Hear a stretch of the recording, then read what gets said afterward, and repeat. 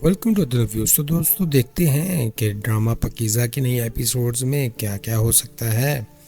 पकीज़ा अदालत में अपने केस की लड़ाई लड़ते हुए खतरात और खौफ के बीच खड़ी है और हमें दिखाया जाएगा कि वो किस तरह अपनी इज्जत और हक के लिए डटकर मुकाबला करती है। दोस्तों मेरी प्रेडिक्शंस के मुताबिक फराज हमेशा की तरह इसका सहारा बनता है, लेकिन क्या वो वाकई इसकी सब मसाइल हल कर पाएगा।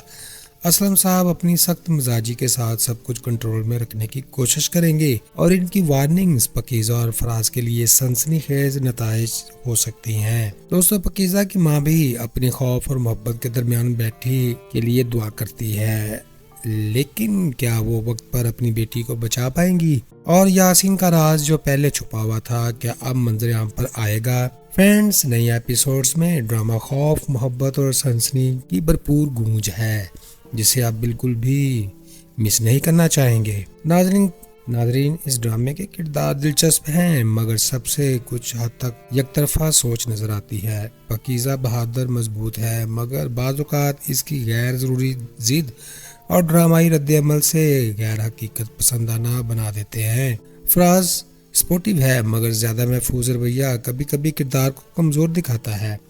असलम साहब सख्त मिजाज और कानून के पाबंद हैं, मगर इनका इंतहा पसंदी का अंदाज गैर लचकदार लगता है। और पकीज़ा की माँ मोहब्बत भरी हैं, मगर खौफजदा रवैया अक्सर फैसले पेचीदा कर देता है। दोस्तों यासीन का किरदार सिर्फ तनाज़ा बढ़ाने के लिए इस्तेमाल हुआ है, जो संजीदा जज्बात को कभी सच्चाई से हटा देता है। तो दोस्तों हमने प्रीवियस एपिसोड में देखा कि पकीज़ा ड्रेस और वकील की जिम्मेदारी के दरमियान फंस गई है। वो अदालत जाती है, केस लड़ती है और अपनी इज्जत बचाने की पूरी कोशिश करती है। वो गुस्से और खौफ में है, लेकिन दिल के अंदर मजबूत है। कभी कभी सोचती है वाह ये अदालत भी इतनी पेचीदा है कि फाइलें खुद बातें करने लगी। दोस्तों फराज पकीज़ा का सपोर्टिव सिस्टम है, वो इसके साथ रहता है, इसका इंतज़ार करता है और इसे हिम्मत देता है। वो मज़ाक में भी मदद करता है ताकि पकीज़ा का दिमाग थोड़ा हल्का हो जाए। कभी कभी कहता है यार पकीज़ा अदालत में जाकर चाय ही पी लेना, दिल थोड़ा सुकून पा लेगा। और असलम साहब अदालत और कानून के माहिर हैं, थोड़े सख्त मिजाज के मालिक हैं और वो चाहते हैं कि पकीज़ा महफूज रहे और कानून के दायरे में सब कुछ हो जाए। कभी गुस्से में कभी फिक्र में वो कहते हैं अगर कुछ हुआ तो सबका दिमाग धूप में भून जाएगा। दोस्तों पकीज़ा की माँ हिफाजत और फिक्र में रहती हैं, वो अपनी बेटी के लिए दुआ तो करती हैं और खौफ सदा ज़्यादा हैं, कभी खौफ के मारे कभी प्यार में।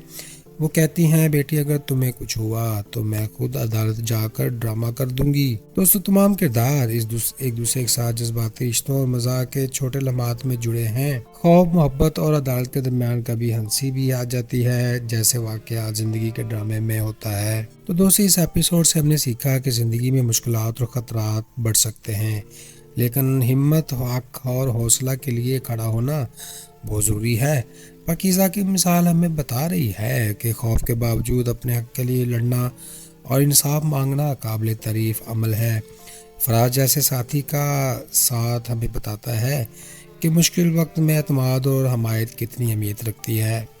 ये एपिसोड ये भी बता रही है कि ख़ानदान और वालिदैन की मोहब्बत अहम है, मगर कभी कभी अपनी हिफाजत खुद करना भी ज़रूरी होता है। आखिर में ये कि बहादुरी और ज़ाती जिम्मेदारी की अहमियत का दर्स दिया गया है। तो दोस्तों यही था आज का हमारा रिव्यू। आपने देखा कि पकीज़ा, फराज और बाकी किरदार किस तरह खतरात, इंसाफ और अपने जज्बात के दरमियान जदोजहद करते नजर आते हैं।